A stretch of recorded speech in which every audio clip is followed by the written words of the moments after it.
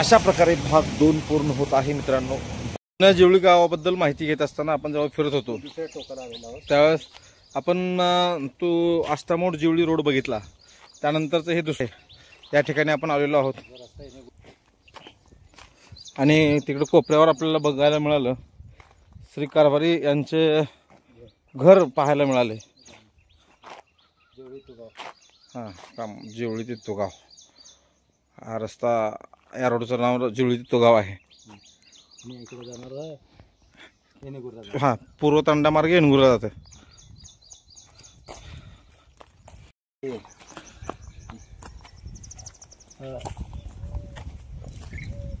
हे पूर्वीच्या म्हणजे भूकंपापूर्वीच, भूकंपापूर्वी 10 वर्षाखाली ते आहे। या ठिकाणी पूर्ण बाजार भरत होता। हा पूर्ण पट्टा काय इकडे, हा पूर्ण हे पूर्ण मोठं असं मैदान होतं, दोन्ही बाजूला दुकानं होती आणि या ठिकाणी हा बाजार भरत होता। या ठिकाणी कुंभार, मिरचेवाले या ठिकाणी राहत होते। त्या टायमाला वार कोणत्या वारी बाजार भरायचा? मंगळवारीच भरायचा। आपला बाजार अनेक वर्षापासून पहिल्यापासून मंगळवारी हा आपला बाजार आहे। आणि हा जो आहे पट्टा, हा पूर्ण मोठा पट्टा होता। त्या ठिकाणी इथं मोठे दुकानं होते, ह्या साईडला दुकानं होते, या साईडला दुकानं होते, किराणा असतील इथं काय असतील। आणि हा जो मोठा पट्टा होता हा या ठिकाणी बाजार भरायचा। म्हणजे छोटे छोटे शेतकरी सगळं आपला माल आणायचे, छोटे छोटे काय असेल ते भाजीपाला म्हणा विकायचे। त्या ठिकाणी जवळपास ते राहायचे। आणि याच्या पुढे मग त्याच्या पाठीमागे एक मंदिर होतं, त्या ठिकाणी म्हणजे कपड्याचा वगैरे इथे जायचं बाजारात। हे पूर्ण हे इकडच्या बाजूला चिंचाची झाडं होती आणि हे आपल्याला जे दिसतं ते हेमाडपंथी मंदिर आहे, जे आपण आता जाणार आहोत। ओके। आणि इथं ग्रामपंचायत होती, ग्रामपंचायत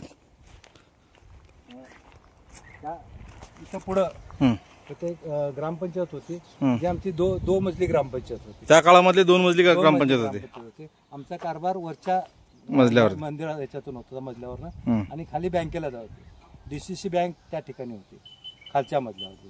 आणि या ठिकाणी पोलीस पाटलाचं एक हे होतं का, वरच्या मजल्यावर राहायचं आणि खाली बाबाराव पाटील यांचं मोठं दुकान होतं। त्या बाजूला दुकानं, या बाजूला दुकानं आणि हे मोठं मैदान, अशा पद्धतीची रचना या ठिकाणी होती। आणि इथून येणारा हा एक रस्ता पूर्ण गावातून जाणारा रस्ता होता आणि त्याच्याही दुतर्फा त्या काळामध्ये म्हणजे मंगळवारी पूर्ण हे भरायचं आणि बाजारपेठ, दुकान हे पूर्ण, आणि खूप मोठी बाजारपेठ होती आमची। आणि आपण आता जे जाणार आहोत ते हेमाडपंथी जे मंदिर आपण बघूया, तिकडे चाललो। सदरील हेमाडपंथी मंदिर हे मल्लिकार्जुन देवस्थानचे आहे। या ठिकाणी मल्लिकार्जुनचे मंदिर होते।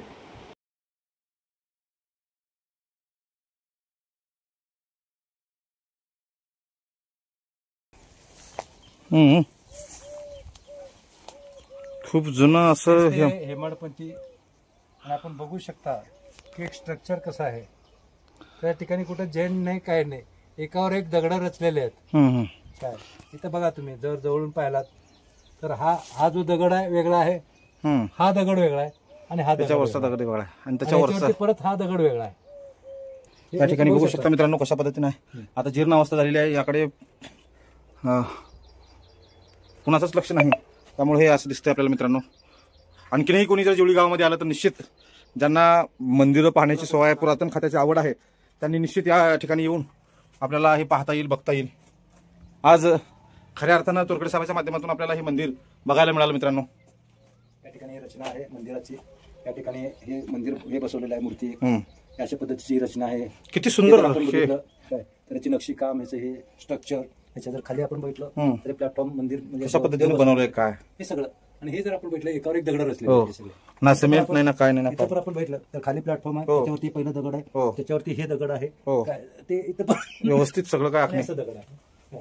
मूळ मंदिर हे इथं होतं आणि हे दगड पडलेले आहेत अस्ताव्यस्त। तर हे असं या प्रकारे आता एक कालांतराने याच्याकडे लक्षच नाही दिलं तर हे हळूहळू पडून जाणार। बरेच दगड खाली पडलेले हो, दिसतात त्या पूर्ण पडलेले आहेत, त्याचे नक्षी आता हे पण पूर्ण आता खांब असं तिरपं झालेलं दिसतंय। तर आपण बघितलं तरी सगळं आता जीर्ण अवस्थेमध्ये, कोणाचं लक्ष नाही।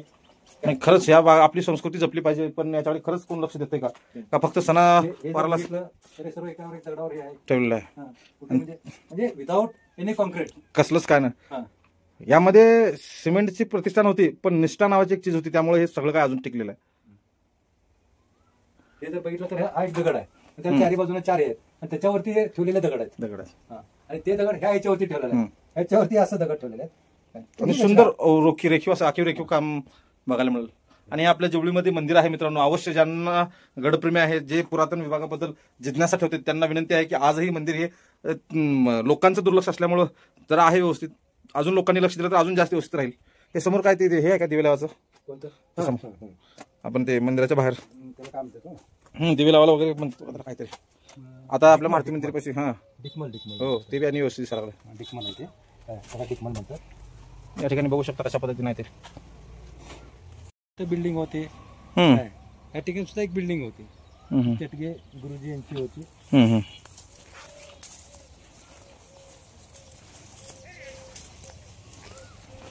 त्या काळातलं डिकमल आहे.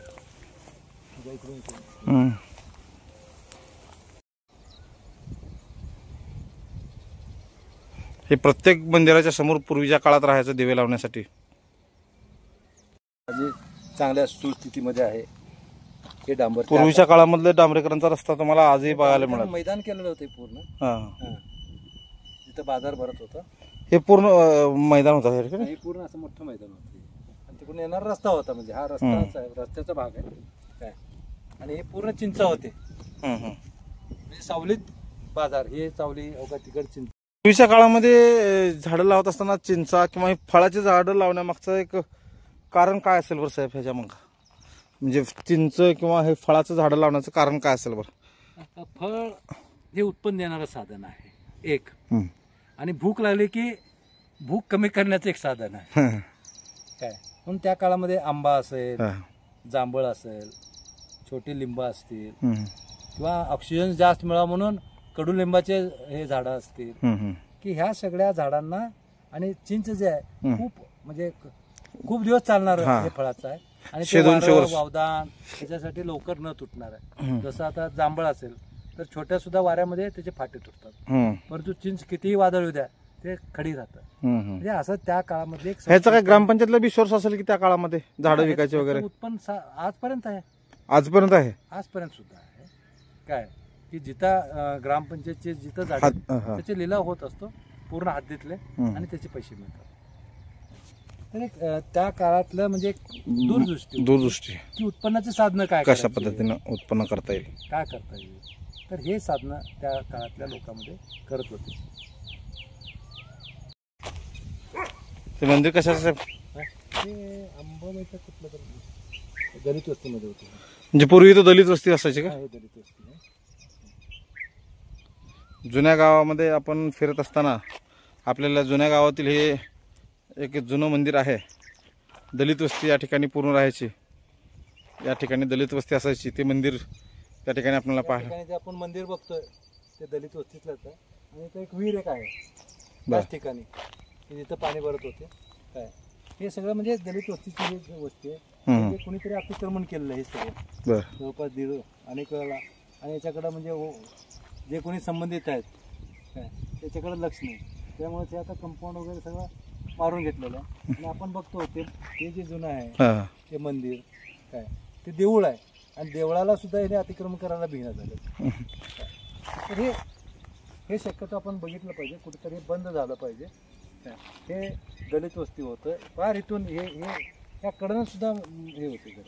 आणि हे जे आहे ते रामचंद्र कारभारी काय यांचं हे शेत आहे. आणि या ठिकाणी एक बांधलेली विहीर सुद्धा आहे, आणि त्या विहिरीचं पाणी सगळेजण हे लोक इकडचे पूर्ण त्यांच्या विहिरी होतात. हे जे दिसणारा इकडचा जो भाग आहे पूर्णपणे दलित वस्तीचा आहे. म्हणजे आपण मगाशी तिथून थांबून जो दलित वस्ती रस्ता म्हणलो, आपण जे दलित वस्तीचा रस्ता दाखवला तुम्हाला, हा रस्ता आहे. त्या स्मशानभूमीच्या पुढून आपण दाखवला तो रस्ता, स्मशानभूमीच्या बाजूने जो रस्ता तुम्हाला दाखवला तो हा रस्ता. हा रस्ता सुद्धा इथं सोडलेला, पण पूर्ण बऱ्याच ठिकाणी फोडलेला आहे. तर ही रस्ता आहे, हे पूर्ण वस्ती इथून चालू, तर हद्द इथून धरून असं चालू होते. आता आपण जुन्या गावातील महादेव मंदिर कसे होते हे पाहण्यासाठी महादेव मंदिराकडे जात आहोत. महादेव मंदिरामध्ये शाळा शिकवली जायची. त्या काळच्या काही आठवणी आपल्याला तोरखडे साहेबाच्या माध्यमातून ऐकायला मिळणार आहेत. व्हिडिओ कंटिन्यू करा.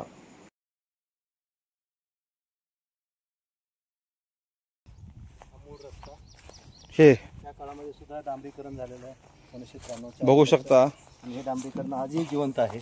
भूकंपग्रस्तच्या अगोदर डांबरीकरण केलेलं आपल्याला जुनं गाव बघत असताना आपल्याला पाहायला मिळेल की हे इथं अगदी चांगल्या स्थितीत रस्ता असलेला दिसतंय.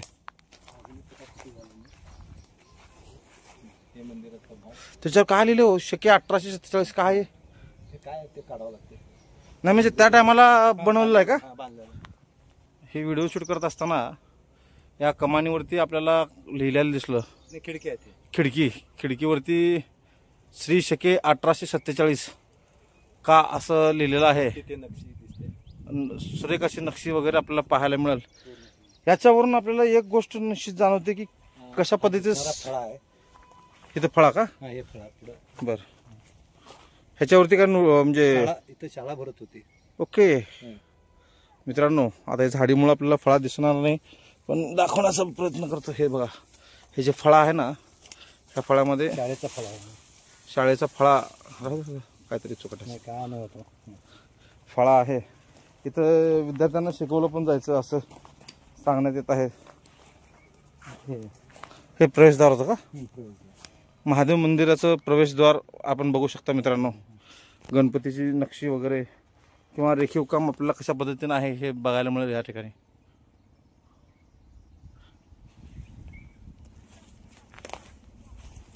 दोन्ही खिडक्यावरती इथं तर वेगळंच दिसलं. ते सण आहे. सण आणि शके हे दोन असतात ना. ओके हां. आता या ठिकाणी श्री सन 1334 क फ असं लिहिलेलं दिसतं मित्रांनो. व्हिडिओ बघत असलेल्या मध्ये जर ज्यांना कोणाला याबद्दलची काय माहिती असेल डिटेलमध्ये तर त्यांनी मला निश्चित कमेंटद्वारे कळवावी.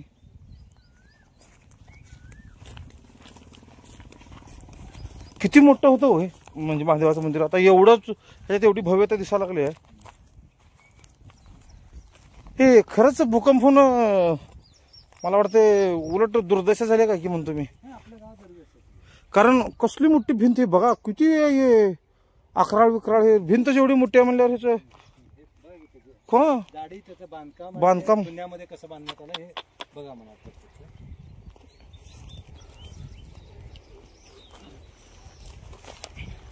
या ठिकाणी आपण महादेव मंदिराच्या बाजूला आलेलो आहोत.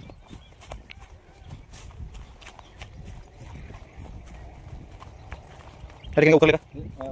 इथं गाभारा होता का?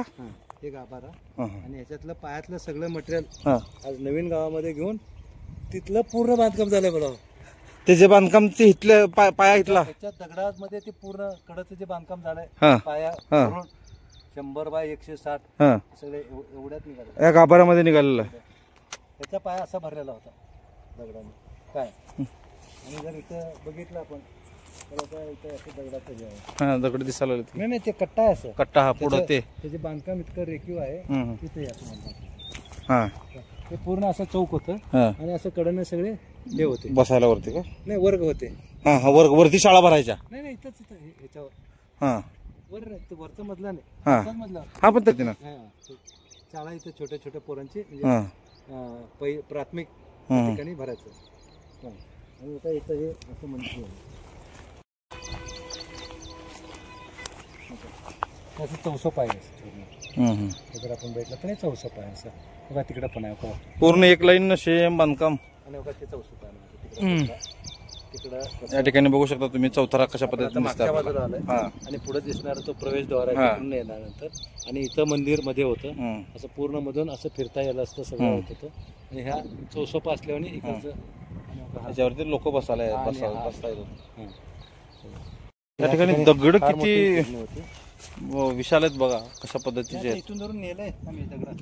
हां इथून हां इथून नेलंय. हां हां अजून नेऊन आम्ही महादेव मंदिरासाठी ना. सगळे नेणार होतो मी. हां त्याचं मंदिर मूळ मंदिर अजून आम्ही चालू केलं नाही. हां हां तिथलं मूळ मंदिर आम्ही चालू केलं नाही अजून. हां आहे ते पत्र्यामध्येच ठेवलं आम्ही. हां हां.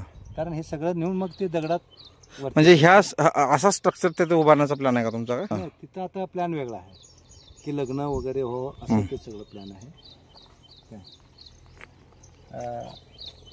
इथं म्हणजे तिथं 1600 इंची गिरणी होती या ठिकाणी. तिकडे पण गिरणी होती म्हणली की तुम्ही? हा, ते पण होते ना, हां हे पण आहे इथं. बरोबर. म्हणजे हे गिरणीचा व्यवसाय यांचा होता का पूर्वी? हो का, ही मधली गिरणी म्हणायची याला, हां त्याचं नाव मधली गिरणी. हां हां हा, आता हे फाउंडेशन आहे. हां फाउंडेशन मजबूत आहे. दाखवा काय फाउंडेशन. हम्म, आता हे फाउंडेशन. हम्म. शेतामध्ये पण एक तिथं दिसलं आपल्याला ते फाउंडेशनचं. नाही, शेतात नाहीच, ते पण गावच आहे. हां ते पण गाव आहे, हे पण गाव आहे. हो का, हे फाउंडेशनची सगळ्या त्या काळात बापरे, सेम असंच दिसलं तिथं पण. हे फाउंडेशन हम्म. म्हणजे उद्योगी गाव होतं हे. त्या काळामध्ये पण अशा पद्धतीने अगदी सुस्थितीमध्ये सगळं स्ट्रक्चर उभारलं जात होतं. उद्योग. हे संपूर्ण व्हिडिओ काढत असताना आपल्याला एक जाणवले की जिवळी हे पूर्वीपासून सुखसंपन्न आणि समृद्ध असलेलं गाव होतं, हे आपल्याला या व्हिडिओच्या माध्यमातून पाहायला मिळत आहे. मित्रांनो, व्हिडिओ कंटिन्यू करा. या ठिकाणी महादेव मंदिराच्या जवळ हे बघू शकता कशा पद्धतीचं हे दगड आहे. कोपऱ्यावर होतं. हम्म. हे होते, मोठे होते. इथं का? हे असं भिंत, हम्म. हे खिडक्या, हो का, हे 2 खिडक्या. खिडक्या म्हणजे हे खिडक्या, हे 2 खिडक्या. हम्म. आणि इकडे एक दार होतं. हम्म. पूर्वीच्या काळामध्ये ना एसी लावायची गरज नव्हती ना, काय नाही, बरोबर व्हेंटिलेशन ते सगळं. इथून एक दार आहे. हम्म. आणि इथून परत होता हा कट्टा. हम्म. इथून जे आहे का नाही, हम्म. इथून कट्टा आहे. हम्म. आणि इथून भिंती म्हणजे त्यासाठी शाळेसाठी हां. बांधल्या म्हणून. आणि इथून असं चौक आहे. असं प्रत्येक ठिकाणी असं चौक चौक चौक पूर्ण ह्याकडे असं ताकड करून ते पूर्ण असं चौक हां. असं आणि मध्ये सेंटरमध्ये गाभारा. मध्ये गाभरा.